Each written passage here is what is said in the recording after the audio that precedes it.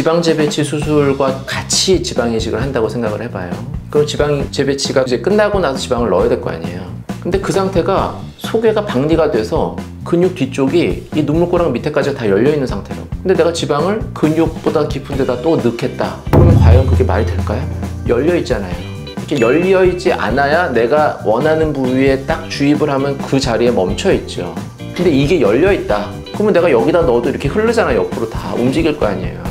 그러니까 지방 재배치와 지방 이식을 같이 하면 안 된다. 나중에 지방 이식을 따로 해야 된다라고 말씀하시는 논리가 말이 돼요. 근데 저는 같이 한단 말이에요. 어떻게 된 거냐?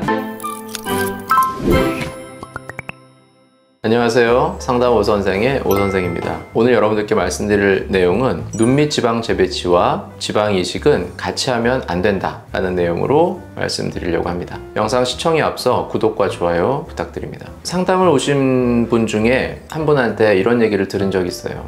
이전에 다른 병원에 상담을 갔었는데 눈밑 지방 재배치 수술이랑 지방 이식은 같이 하면 안 된다. 눈밑 지방 재배치를 하고 나중에 따로 지방 이식을 해야 된다. 이걸 같이 하라고 하는 병원은 좀 이상한 병원이다. 이런 말씀을 하셨어요. 그분은 분명히 지방 이식이 필요한 분이거든요. 그래서 제가 그 부분에 대해서 좀 말씀을 드려야겠다 이렇게 생각을 했고요. 그렇게 말씀하신 그 선생님의 말씀도 맞는 말이에요. 틀린 말은 아니에요. 근데 그거는 이제 본인 입장에서 그렇게 말씀하신 거예요. 추측으로, 물론 이제 그분이 어떻게 수술하는지는 제가 정확하게 모르지만 그렇게 말씀하시는 분들의 어떤 근거에 대해서 말씀을 드리려고 해요. 자, 눈밑 지방 재배치라는 수술은 불룩한 눈밑 지방을 밑으로 내리는 거잖아요. 우리가 겉에서 피부, 근육, 그리고 속에 이제 눈밑 지방이 있어요. 그럼 눈밑 지방 재배치할 때 근육 뒤로 이렇게 들어간단 말이에요. 지방 앞으로 이렇게 들어가서 열었어요. 그러면 이제 여기서부터 열고 들어가니까 고랑, 인대 풀고 그 밑에까지 다 열린 거죠. 그러면 여기 있는 눈밑 지방을 밑으로 내렸어요. 경막을 열고 지방을 내리고 고정을 하고 경막을 당겨서 다시 고정을 했어요. 그러고 결막 연 부분을 닫고 이제 끝낸다고요. 여기까지가 눈밑 지방 재배치 수술이에요. 그럼 수술이 끝나자마자는 어떤 상태겠어요? 여기서부터 여기까지가 이 고랑의 조금 밑에까지가 다 열려있는 상태죠. 어디가? 근육 깊은 층이 다 열려있는 상태인 거죠. 그런데 지방을 넣을 때 이 근육보다 깊은 층에다 지방을 넣겠다 생각을 한다면, 그러니까 지방 이식을 한다면 지방 재배치 수술과 같이 지방 이식을 한다고 생각을 해봐요. 그럼 지방 재배치가 이제 끝나고 나서 지방을 넣어야 될 거 아니에요. 근데 그 상태가 소개가 박리가 돼서 근육 뒤쪽이 이 눈물꼬랑 밑에까지 다 열려있는 상태라고. 근데 내가 지방을 근육보다 깊은 데다 또 넣겠다. 그러면 과연 그게 말이 될까요? 열려있잖아요. 지방 이식이라는 거는 주사기를 통해서 하는 거고, 내가 주사기를 통해서 넣을 때의 전제 조건은 그냥 열려있지 않아야죠. 이렇게 열려있지 않아야 내가 원하는 부위에 딱 주입을 하면 그 자리에 멈춰있죠. 그래서 내가 여기다 넣으면 여기 멈춰있고 여기다 넣으면 여기 멈춰있겠죠. 근데 이게 열려있다. 그러면 내가 여기다 넣어도 이렇게 흐르잖아. 옆으로 다 움직일 거 아니에요. 그러니까 지방 재배치와 지방 이식을 같이 하면 안 된다. 나중에 지방 이식을 따로 해야 된다라고 말씀하시는 논리가 말이 돼요. 일단은 눈밑 지방 재배치를 했어요. 그리고 뭐 한 6개월 정도 지나면 이게 다 상처가 당연히 아물죠. 그리고 유착기 끝나고 이제 부드러워졌어요. 그러면 그 상태에서 근육보다 더 깊은 데더라도 내가 넣으면 원하는 부위에 딱 있겠죠. 이거는 좋다 이거예요. 이거 맞는 얘기예요. 근데 저는 같이 한단 말이에요. 어떻게 된 거냐? 말이 안 되죠. 일단 재배치 똑같이 해요. 근데 지방을 넣는 층이 달라요. 근육보다 깊은 층은 열려 있으니까 여긴 당연히 못 넣어요. 당연히 넣지도 않고. 어디 넣느냐? 근육보다 얕은 곳에 넣어요. 피부와 근육 사이. 우리가 결막을 통해서 열고 들어가면 겉으로 갈 수가 없죠. 속으로 들어갔으니까 뒤로 들어간단 말이에요. 근육 뒤로 들어간단 말이에요. 그러니까 피부와 근육 사이는 닫혀 있는 곳이란 말이에요. 그래서 저는 지방을 넣을 때, 특히 눈물 고랑에 넣을 때, 지금 이 부위는 눈물 고랑을 말하는 거예요. 눈밑 지방 재배치를 하는 목적이 눈물 고랑을 피려는 거잖아요. 근데 여기서 같이 하지 말라는 선생님 얘기는 눈밑 지방 재배치를 해서 그 눈밑 지방으로 내려서 눈물 고랑을 핀 다음에 그 핀 곳에 강화하기 위해서 눈밑 지방을 넣는다면 동시에 넣을 수는 없다. 흐르니까. 그 얘기란 말이에요. 근데 저는 같이 한다. 왜 같이 하냐? 다른 곳에 넣는다는 거죠. 다른 층이. 저는 피부 바로 밑에 넣어요. 그러면 그분은 왜 안 넣냐?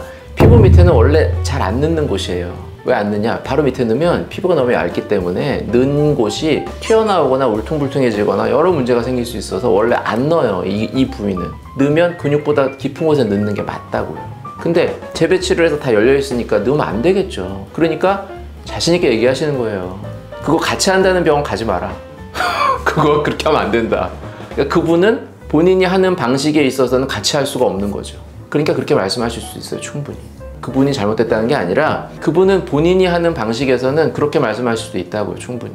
열어서 속에다가 넣을 수는 없어. 저도 속에는 안 넣어요. 다 열려 있는데 이게 내가 넣은 게 어디 갈 줄 알고 넣어요. 그렇게 넣는 게 아니라 저는 겉에 넣는 거예요. 근데 울퉁불퉁해지거나 이런 걸 피하려고 하는 게 나노펫인 거죠. 입자를 작게 해서 넣는 거예요. 그러면 어떤 효과가 있냐? 근육보다 뒤쪽 깊은 곳에서는 내 눈밑 지방을 이용해서 재배치해서 고랑을 펴주는 효과가 있고, 동시에 얕은 곳에서 나노펫을 이용해서 고랑을 또 펴주는 거예요. 그러니까 이중으로 펴주는 거죠. 깊은 곳과 얕은 곳에서. 그러면 고랑이 더 잘 펴져 보이겠죠. 그래서 저는 이제 동시에 하는 거예요. 그럼 따로 하면 안 되냐? 당연히 따로 해야 되죠. 근데 따로 하면 수술을 2번 해야 되잖아요. 수술이라는 거는 횟수를 줄이는 게 좋지 않겠어요? 회복 기간도 줄이는 게 좋잖아요. 뭐 쌍꺼풀하고 앞트임하고 뒤트임하고 이게 다 한다 그래요. 그러면 다 따로따로 해도 돼요. 꼭 같이 해야 되는 건 아니에요.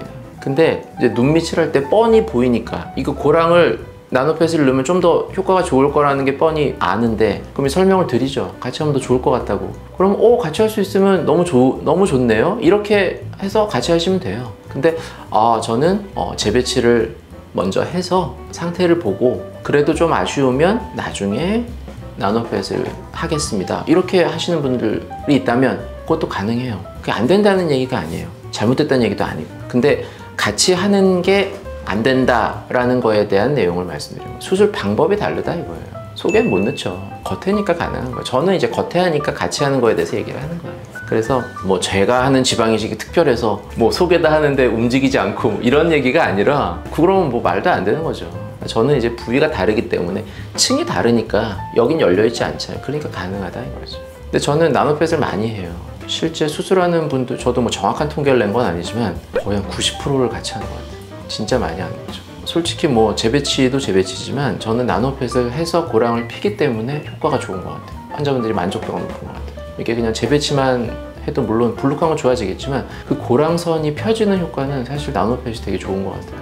저는 많이 해본 경험을 통해서 말씀드리면, 물론 좀 되게 조심스러운 부분이긴 해요. 이게 막 울퉁불퉁해지거나 이러면 안 되니까 항상 신경을 쓰면서 하는데, 제가 그래도 눈밑을 이렇게 계속 수술을 하고 환자분들이 계속 와주시고 이러는 게 나노펫 효과인 것 같아요. 그게 되게 좋더라고요. 저도 해보니까 이게 좀 한계가 있거든요. 눈물고랑을 피는 데는. 근데 해보니까 좋은 것 같다. 그 다음에 저는 이제 재배치를 할 때 지방이식을 하는 부위에 앞광대도 같이 해요. 앞광대는 깊은 데다 하죠. 일반 미세지방을 써서. 이거는 근데 열려있는 곳이 아니거든요. 이 눈물고랑은 요만큼만 열잖아요. 근데 이 밑에 앞 광대 쪽, 여기는 이제 깊은 곳에 넣어요. 근데 여길 왜 하냐? 여기가 이렇게 꺼져 있는 분들에 비해서 올라오면 눈밑이 훨씬 밝아 보여요. 근데 이 앞광대가 꺼져 있는 거를 보통 잘 인지를 못해요. 그러니까 눈밑이 불룩하고 고랑이 깊은 것만 생각하시지. 그러니까 부수적으로 더 밝아지는 효과를 얻는 거죠. 그러니까 내가 이렇게 딱 이렇게 눈밑만 보진 않잖아요. 우리가 이렇게 다 보이잖아요. 그러다 보니까 그럼 지방이식을 할 때 앞광대가 이렇게 푹 들어가 있고, 그리고 여기 인디안 밴드까지 이렇게 깊고, 이런 분들은 눈밑의 느낌 자체가 더 안 좋아 보이거든요.